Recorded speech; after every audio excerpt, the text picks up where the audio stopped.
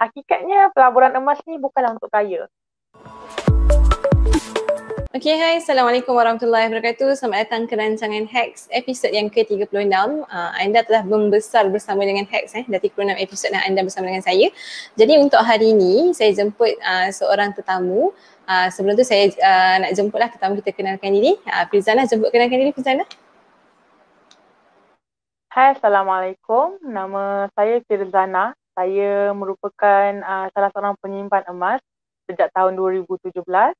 Jadi kehadiran saya di sini sebenarnya nak bersharing je lah, nak berkongsi ilmu tentang apa itu emas dan kelebihan-kelebihan yang ada padanya lah. So basically macam as for akak sendiri kan, which is kita masih muda, akak masih muda dan awak masih muda, dan kita tahu anak muda sekarang dia macam, yalah, walaupun dia tengah membina career, membina keluarga dan semuanya, tapi yet kita still macam selalu macam mana di approach kan untuk melabur emas dan sebagainya kerana dapat pulangan yang best dan macam-macam berkaitan dengan emas, benda-benda yang best. As for akak sendiri, akak pun dah start lah daripada since akak zaman universiti, tapi taklah banyak pun, tapi dah start sikit lah sebab orang duduk cakap-cakap pasal emas tu kan. Tapi dalam keadaan akak melabur emas, akak rasa macam still banyak benda yang akak lacking lah dari segi knowledge and so on. So disebabkan awak kan punya akak which is my office mate selalu cerita-cerita pasal awak dengan ilmu emas awak kan, walaupun dalam umur yang muda tapi telah menjadi dealer emas kan. So akak rasa sebab itulah akak jumpa awak hari ni untuk sharekan dengan semua audience yang akak pasti still sama lah macam akak, kita orang still nak dengar lah benda-benda yang penting lah berkaitan dengan emas supaya kita orang tak terbabas dan tersilap. Okay, mungkin as for soalan yang pertama Firzana, akak nak jemput awak untuk ceritakanlah, kita bukan nak cerita tentang emas tu, kita nak cerita tentang peluang pelaburan yang kita boleh buat dengan emas tu. Yes. Okay, jadi terima kasih Kak Hanifah. Saya basically, bagi saya pelaburan emas ni bila kita ceritakan orang selalu bayangkan pelaburan emas sahaja. Hakikatnya pelaburan emas ada 3 sebenarnya. Jadi yang pertama yang paling famous ialah pelaburan emas fizikal lah. Kita ada pelaburan jongkong, shilling ataupun emas perhiasan yang saya tahu 90% rakyat Malaysia mesti akan ada lah. Apalagi perempuan kan. Kemudian pelaburan yang kedua ialah pelaburan saham, emas saham. Di mana kita itu bergantung pada prestasi company lah. Macam contoh kita melabur pada Pohkong Holding, Borneo Oil. Tapi itu taklah terikat sangat dengan harga emas. Dia lebih kepada prestasi syarikat sahaja. Dan yang terakhir, jenis yang ketiga, saya yakin yang paling ramai anak-anak muda sekarang ni yang paling orang kata tengah hype lah sekarang tahun 2020, 2021 punya tahun. Di mana nama pelaburan emas tu pelaburan account investment. Kita ada public gold, kita ada Maybank, Muamalat, Sidang Emas dan so on. Jadi itulah 3 jenis yang bagi saya yang paling popular lah di kalangan anak muda sekarang lah. Macam tu. Okay, menarik Firzana kan. So bila kita cakap pasal emas kan, tentang pelaburan emas semua, dan biasanya orang akan overwhelmed lah dengan perkataan kaya kan, sebab nak labur emas sebab nak cepat kaya lah kan. Tapi mungkin awak as dealer kan boleh sharekan dengan kita orang semua apa antara top 3 salah faham orang-orang yang baru baby-baby ni dalam nak melabur emas. Mungkin sharekan sikit dan sepatutnya kita orang harus macam mana ya. Saya bila salah faham ni ada 3 benda lah yang saya rasa selalu orang tanya dan saya selalu macam okay, ini memang salah faham lah. Antara yang pertama saya selalu dengar ramai yang akan tanya kat saya, Firzana, kalau saya melabur ni dia akan buatkan saya kaya ke? Hakikatnya pelaburan emas ni bukanlah untuk kaya. Macam contoh kalau kita melabur 100,000, kita harapkan kita boleh dapat dalam 10,000 balik.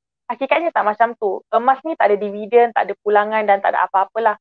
Emas ni fungsi utamanya hanyalah untuk kita nak kekalkan ataupun nak melawan inflasi sahaja.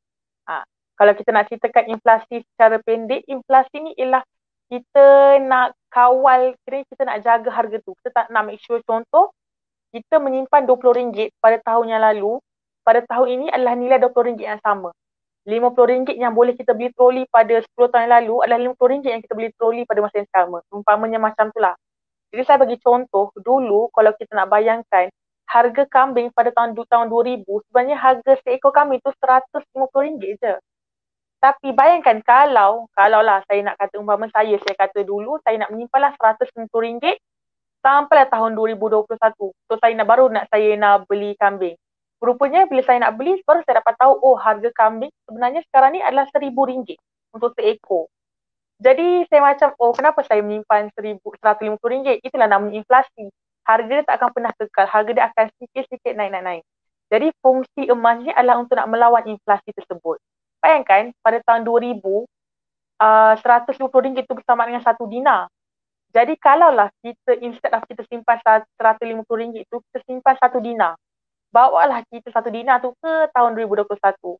Dan kita kata 1 dinar ni, okay, saya nak beli kambing. Jadi 1 dinar tu tetap nilainya 1 kambing. Jadi fungsi utama emas ni bukanlah kita nak kaya, tapi kita nak jaga inflasi tu. Macam tu. Itu salah faham yang pertama lah.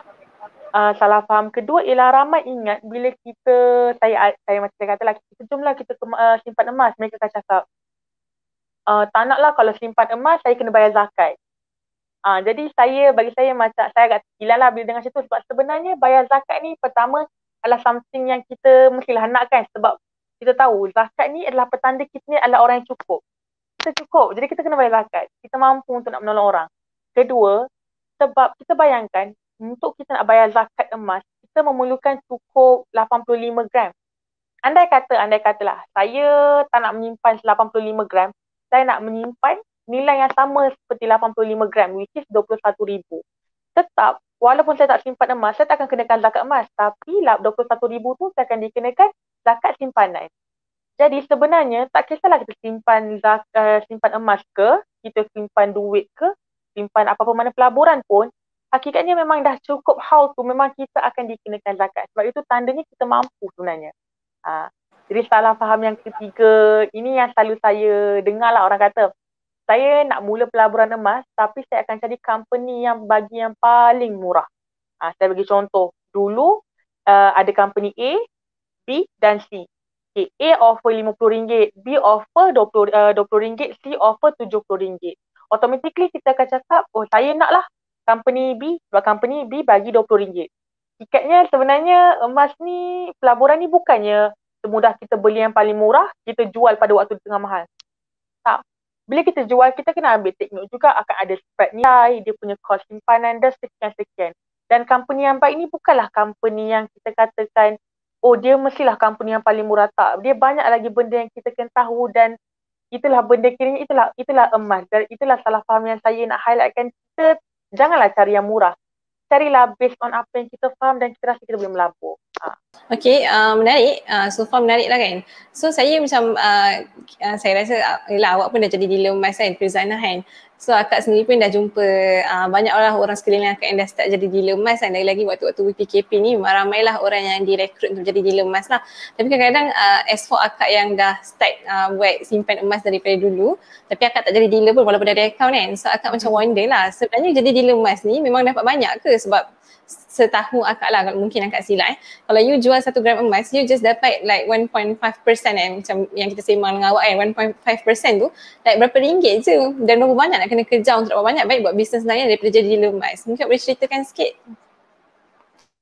Macam bagi technically nak jadi dealer emas ni ada 2 benda lah kelebihan yang kita akan dapat kalau kita dealer emas. Ini saya cerita specifically untuk public goods sahajalah, untuk yang company lain saya tak pasti.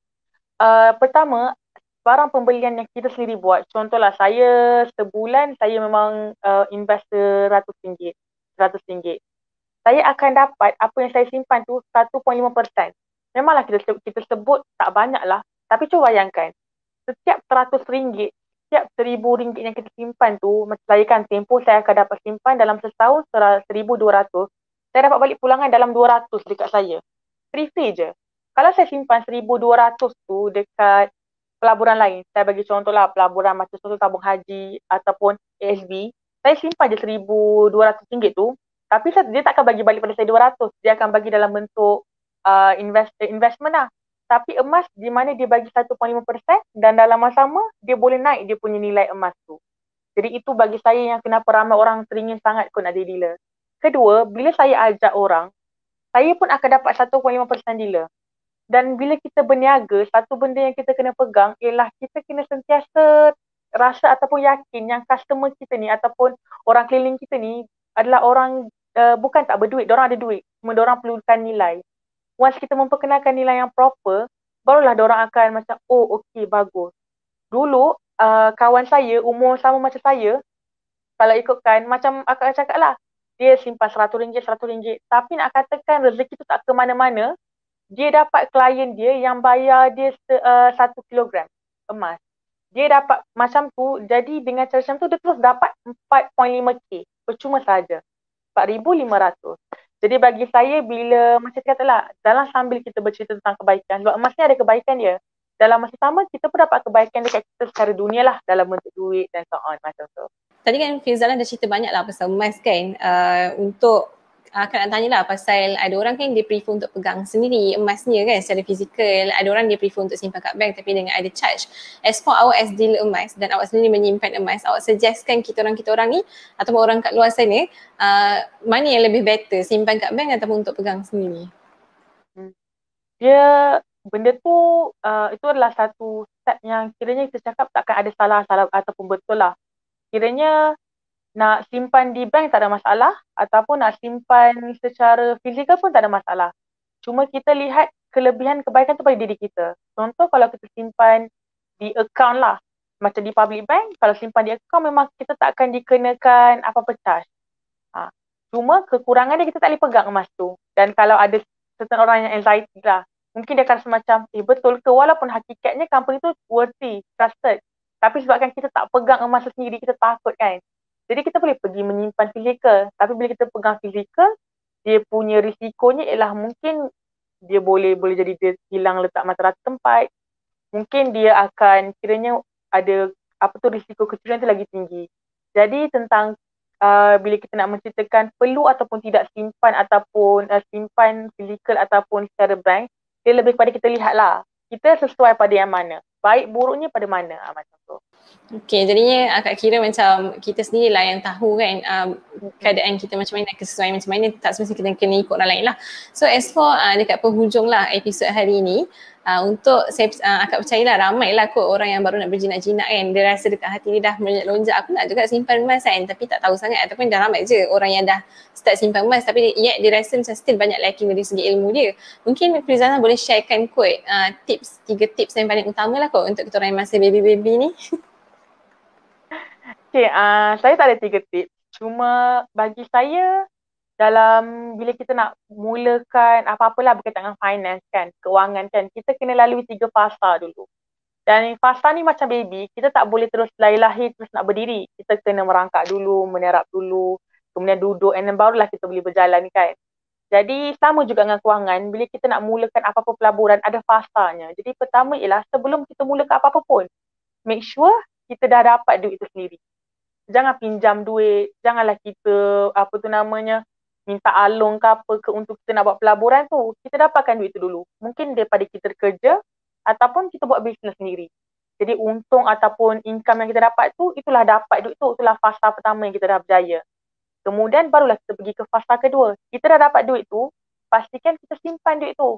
Janganlah terus melabur. Janganlah terus kita dapat contoh 2,000. Okay, 2,000 ni saya nak terus melabur. Tak. Simpan dulu duit tu. Cukupkan betul-betul mungkin dalam 3,000 ataupun cukup 3 bulan gaji kan. Ikutlah yang mana-mana yang rasa macam ini cukup untuk kecemasan saya. Jadi dah okey, barulah boleh pergi ke fasa yang terakhir, iaitu fasa kita nak menggandakan duit. Jadi samalah macam, dia bukan pada pelaburan emas. Pada mana-mana pelaburan pun, ini saya akan nasihatkan, kalau kita tak lepasi fasa pertama, fasa kedua, jangan ambil dulu. Memang kita kata kita anak muda ni, kita nak buat segala benda yang trending. Kita nak, kiranya kalau orang tu kaya, kita pun nak kaya. Kalau orang tu berjaya, kita pun nak berjaya kan. Tapi kita kena ukur bajulah kat badan kita sendiri.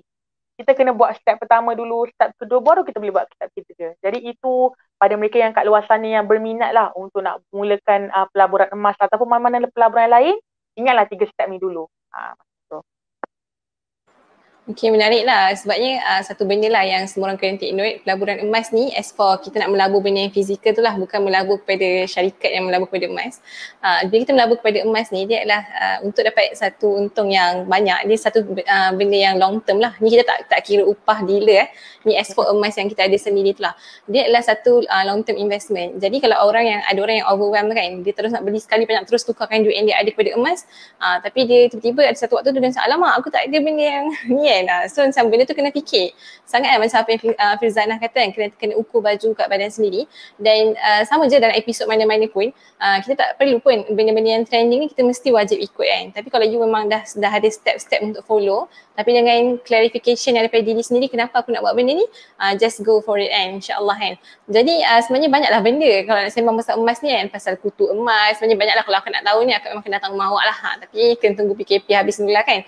Sembang pasal kutu emas pun banyak benda aku nak tanya, macam mana boleh ada kutu emas ni kan, tapi menarik lah. So yang kedua ada pasal yang terbaru, ada orang, taklah terbaru sangat yang ada orang cakap kalau you beli kereta, you buat dalam bentuk emas, satu you akan dapat emas dengan kereta dengan kaedah rahnu ke macam mana. So jangan banyaklah benda sekarang yang orang dah modified kan dengan emas tu.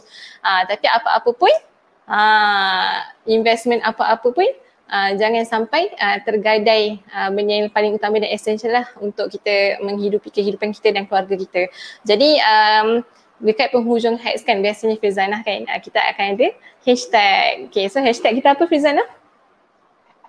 Hashtag kita hacks emas. Hacks emas, hacks jom labur emas. Kalau sesuai lah insyaAllah.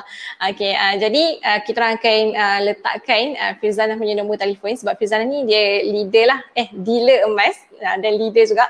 So dia ada buat group WhatsApp lah untuk dapat tahu info-info yang lah daripada hari ke hari.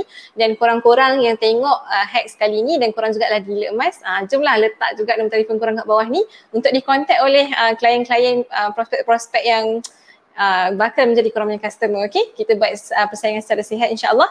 Jadi jangan lupa untuk subscribe ke semua channel TV Ikram. Kita ada IG, kita ada Twitter, kita ada Facebook, kita ada Spotify dan kita ada YouTube channel sendiri. Dan sebarkan ke mana-mana, insyaAllah sama-sama mendapat kebaikan lah dan manfaat. Jadi sampai sini je. Jumpa anda dekat next episode. Kalau anda ada tajuk-tajuk yang anda nak saya kedepankan, sila tulis di komen, kami akan baca atau boleh DM lah. Okey, jadi itu je. Assalamualaikum warahmatullahi wabarakatuh. Jumpa anda lagi ya. Salam.